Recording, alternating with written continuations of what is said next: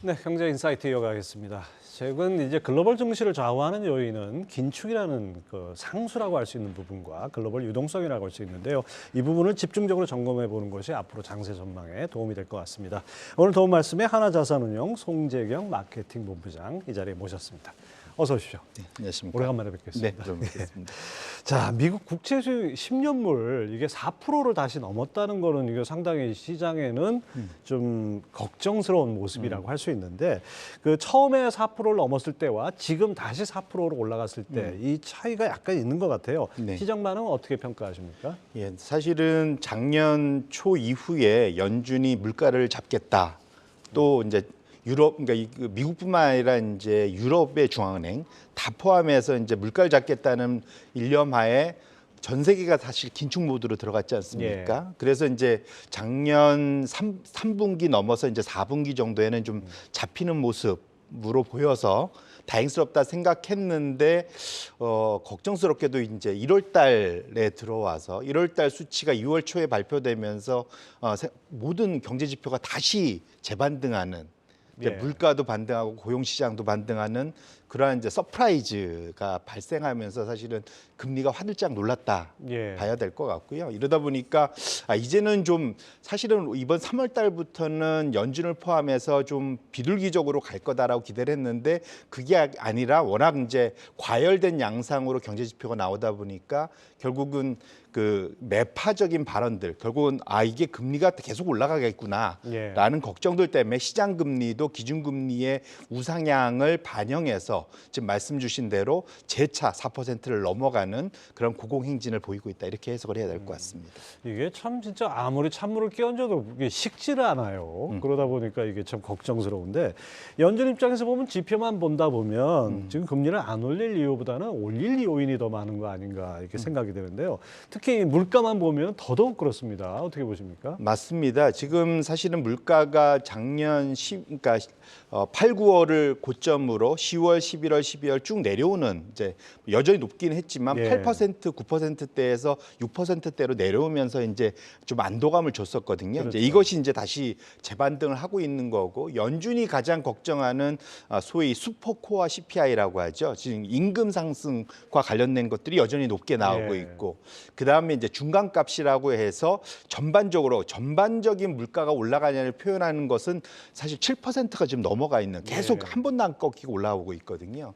그러다 보니까 연준 입장에서는 좀 자신감을 좀 사실은 1월 달 말 2월 초에 FOMC 회의 때 파월 의장이 상당히 디스인플레이션 말을 여러 번 언급하면서 자신감을 피력했지만 일종의 좀 설레발이 돼버렸고 이제는 이제 다시 강경 모드로 바뀌어야 될 이유들이 더 많이 늘어나고 있다 이렇게 해석을 해야 될 것 같습니다.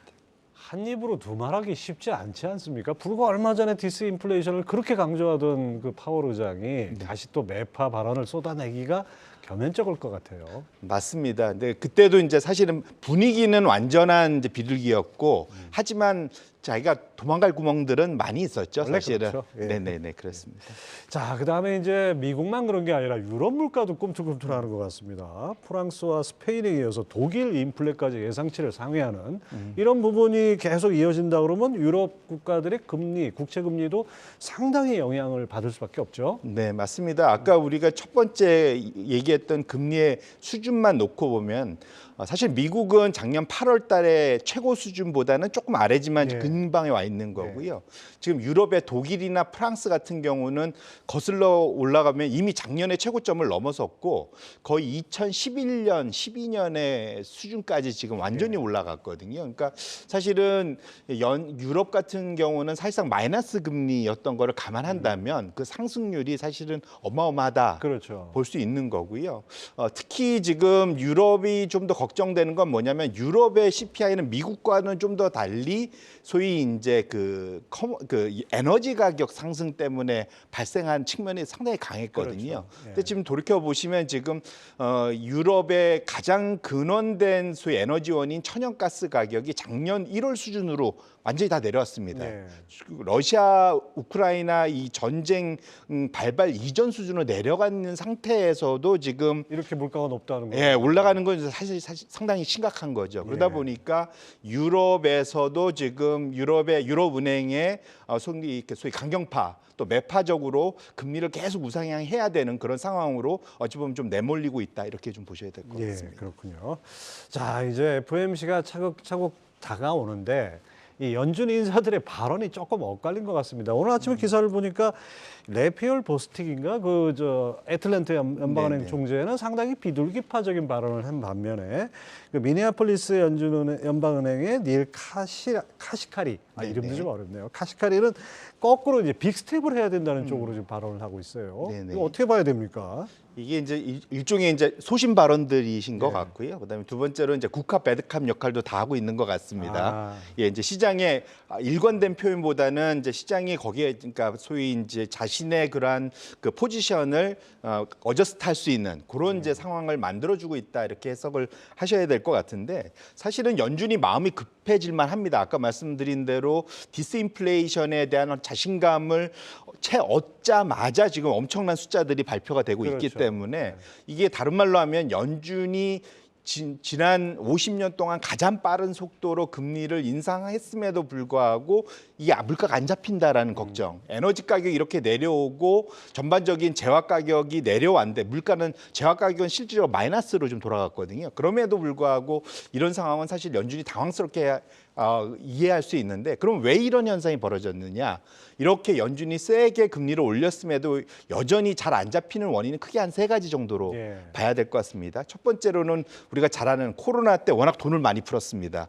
근데 그 돈을 쓸 데가 없으니까 과잉 저축을 하게 됐고 거기 남아서 그걸 지금 여전히 쓰고 있는 거죠. 이게 이제 미속도로 쓰면 빨라야 이번 3분기에 이제 정상으로 돌아간다. 그러니까 과잉 저축에 돈이 좀 유동성이 풀려 있는 거고요. 예. 두 번째로는 노동 시장이 여전히 강하다는 겁니다. 지금 코로나 이익가 좀 어느 정도 풀렸음에도 불구하고 조기 은퇴자들이 많다 보니까 일자리 구인에 비해서 구직이 적다 보니까 여전히 그 노동 시장이 타이트하다 보니까 임금 상승률이 높다라는 거. 예. 그러니까 소득이 괜찮은 거죠, 가계가. 그러니까 돈도 쌓여 있는데 소득도 괜찮고. 그럼 마지막으로는 사실은 이게 2008년하고 가장 큰 차이가 이게 부채 구조가 바뀌었습니다.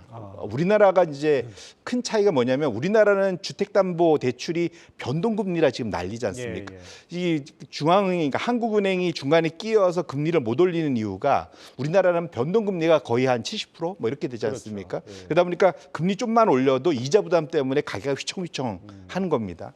하지만 미국은 이것이 지난 10년간 완전히 바뀌어서 이전에는 변동금리가 전체의 한 40% 됐는데 지금 10%밖에 안 된다는 거예요. 다 고정금리로 꽉 묶여 있습니다. 그러니까 아무리 연준이 금리를 올려도 부채에 따른 그러니까 이자 부담이 크게 늘지를 않는 거예요. 이런 것들이 결국은 여전히 연준이 금리를 가파르게 올렸음에도 불구하고 반응이 더디게 나오고 물가가 재상승하는 원인이 되고 있고 이러다 보니까 연준 입장에서는 더 급격하게 금리를 끌어올려야 돼서 소위 말하는 정책 실수가 일어날 수 있는 가능성이 더 높아지는 우려스러운 상황이 지금 연출되고 있는 거다 이렇게 보셔야 될 것 같습니다. 이 저 카시카리 연은 총재는 보드 멤버죠. 그러니까 네네. 투표를 할 수 있는 거고 보스틱 연은 총재는 투표 멤버가 아니죠. 맞습니다. 네. 그러니까 이게 또 누구 말을 들어야 될지 약간 헷갈리긴 합니다. 어떻게 보면 연준이 저 인플레하고 권투 시합을 하는 느낌이 저는 듭니다. 네네. 그래서 몇 번 이제 그 소위 말하는 저 자이언트 스텝으로 스트레이트를 꽂아 넣었는데 인플레가 좀 주춤하는 것 같더니 다시 또 살아나서 거꾸로 카운터 펀치가 날아온 거 아닌가 맞습니다. 이런 느낌이 드는데 네. 참 걱정입니다. 자, 미국 2월 고용 지표 이거 참 관심사인데 내일 새벽으로 우리 시간에 나올 텐데요. 근데 월지에서는 미국의 고용 시장이 냉각 조짐을 보인다 이런 보도가 나왔어요. 이건 네네. 무슨 근거로 이런 얘기를 한 건가요? 일단은 그 소위 이제 고빈더 데이터라고 하죠. 우리로 따지면은 뭐 그 구직 사이트들, 구인 사이트들 있지 않습니까? 그런 데에서 보면은 이제 소위 어디에서 구인을 많이 내놓느냐. 예. 결국은 이제 그것이 결국은 신규 일자리가 얼마나 더 창출될 수 있느냐의 이제 소위 선행 지표 같은 가늠자 같은 역할을 할 것 같습니다. 근데 그런 쪽을 보다 보니까 이 차트에 나왔는데요. 예, 예. 이제 상대적으로 지금 짙은 색, 졸튼을 한 거는 미국 노동부 보통 한 달 전 좀 그러니까 후행하지요. 예, 예. 여기에 비해서 지금 보시면은 밑에 있는 세 가지 그 소위 그 민간 그 고용 사이트에서 나타내는 지표들은 확실히 구인이 좀 줄어드는 증가율이 줄어드는 모습들이 지금 나타나고 있다라는 것. 이것 때문에 앞으로 한 달 정도 지나면 구인이 난이 상대적으로는 좀 줄은 결국은 기업들이 이전보다는 고용에 덜 열심일 거다라는 것 때문에 이제 상대적으로는 좀 고용 시장이 완화되지 않겠느냐라는 기대감을 갖고 있는 것 같고요. 근데 다만 조금 더 걱정이 되는 거는 사실은 지금 이런 수축 국면이 일어나는 대부분의 영향이 기술이나 금융 쪽, 그러니까 IT나 이제 빅테크 쪽이나 소위 이제 월가에 있는 금융 산업 이쪽은 이미 이제 사실은 대규모 감원들을 하고 있지 그렇죠. 않습니까? 예. 이런 것들이 나타나고 있는데 이 저임금 쪽 사이드는 여전히 서비스업죠. 예, 서비스업 이쪽은 상당히 좀 강세를 나타내고 있기 때문에 저 하락 속도가 급격할 거냐 완만할 거냐에서는 여전히 좀 완만할 가능성이 좀 높지 않을까 이렇게 말씀을 드리겠습니다. 어쨌든 뭐 만족할 수준은 아니지만은 뭐 고용시장의 과열이 그 열기가 어느 정도 조금 식고 있다라는 측면에서 보면 연준도 조금 한숨을 돌릴 수 있지 않을까 기대도 되는데요. 네네. 그런 측면에서 아까 말씀 주신 대로 소위 애틀란타의 보스틱은 그러니까 이번에 사이 베이비 스텝 25bp만 하자. 예, 예. 이제 왜냐하면 그 사이 빠르게 올렸으니 그 후과를 좀 미리 천천히 효과가 나타내니까 좀 지켜봐야 되는 거 아니냐라는 네. 비둘기적인 얘기를 한 거고요. 앞서 말씀 주신 대로 대부분의 매파들은 아니다 이번에 차라리 기왕 올릴 거면 빅스텝으로 50bp로 다시 돌아가자. 이제 이렇게 둘이 이제 맞붙고 있습니다. 근데 여기서 지금 살펴봐야 될 것은 여전히 아까 말씀드린 대로 서비스 쪽의 그 임금 상승률이 소위 이제 연준이 제일 보고 있는 거는 집값도 아니고 지금은 오로지 임금 상승률이지 않습니까? 그런데 지금 혹시 차트가 준비된지 모르겠지만 이 소득의 분위를 4분면으로 나누면 저 중하위권 예, 지금 지금 나오네요. 나오네요. 저 위에 보시면 첫 번째 4분위, 그러니까 두 번째 4분위 그러면 중하입니다. 밑에 예. 25%, 고위에 25%. 그러니까 상대적으로 이제 그 돈을 덜 버는 분들, 저소득층. 예, 저소득층, 저임금이 그러니까 서비스가 많겠죠. 그분들의 임금 상승률이 7%로 계속 높은데 이것이 평균 6%보다 더 위에 있는 거죠. 결국은 이분들의 숫자가 많을 거지 않습니까? 그러다 보니까 임금 상승률이 금방 꺾이기는 어렵다라는 측면에서 놓고 보면 연준의 고민이 상당히 깊어질 수밖에 없는 상황. 그래서 빅스텝의 가능성을 아예 배제하기는 어려운 상황이 이런 임금 상승률에서 나타나고 있다. 이렇게 말씀드리겠습니다. 그렇군요. 하여튼 뭔가 좀 식어야 좀 뭐 연준이 좀 움직일 여지가 있을 것 같습니다.